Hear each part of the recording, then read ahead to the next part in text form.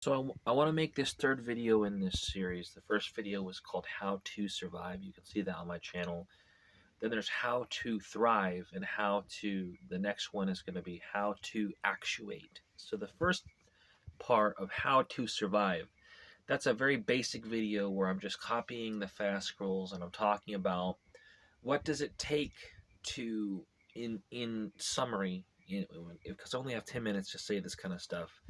What does it take to survive? What does it take to get yourself off the street, get to a point where you're just alive, where you're just continuing to live, right?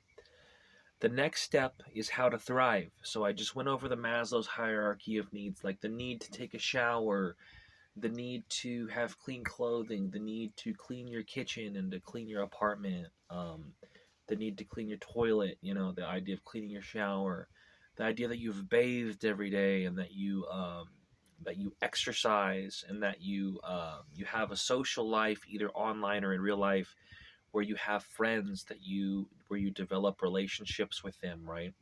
That's all basic parts of the second part, which is kind of becoming a little bit more actuated and achieving your needs. That's big. Anything that you would deprive a human of, this is part of this list. Anything that would be wrong to deprive a human of, like it's wrong to deprive a human of sleep, and that's why you need basic sleep. It's wrong to deprive a human of the ability to bathe. That's why you need basic bathing, right? So once you satisfy all those needs, the last step is what I call actuating, and I didn't come up with this term. Actuating is the idea of reaching your full peak potential as a human. What does that mean?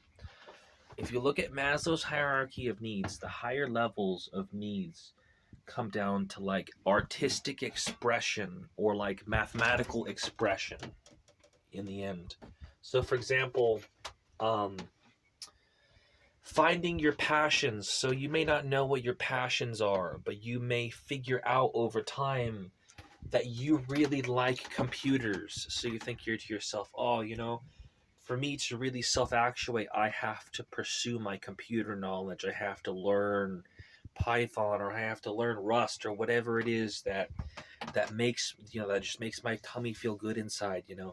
You may find that for you to actuate that you have to go get a family, which is actually a really tough one because that depends on another person. It's not something that you can just choose to give to yourself. It depends on another person to give that to you. But ultimately, that's something that you could pursue, right? If you choose to. Or for example, some people actuate when they just create art. So you can get your draw tablet and you can draw your art and you can make your comic book or you can make your animation or whatever it is, whatever kind of artistic thing that you want to make, that's part of your self-actuation, right? Or let's say that you want to actuate by reading history. Let's say that you love history, that you love reading history, that's what makes you happiest, and you want to spend your time reading history. That's how you actuate, right?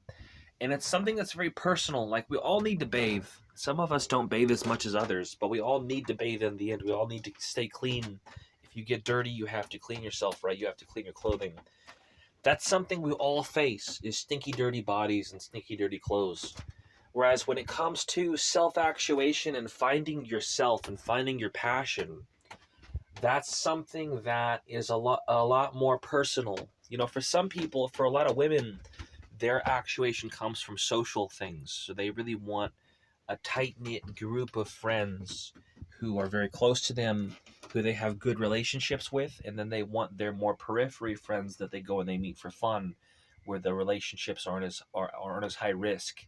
So that's what a highly social creature might choose for actuation, is they might say, oh, I really prefer to go and experience a high social life as a socialite, right? So it really just depends on yourself, on what you find that makes you happy. Sometimes with some passions, you can grow in and out of liking them. So be aware that you might like reading history, but then if you might go through a period of a year or two where you grow sick of it and you need to take a break from it and you find something else. And then an even higher level of actuation is the idea of the Renaissance man, or what I might call the Masonic man.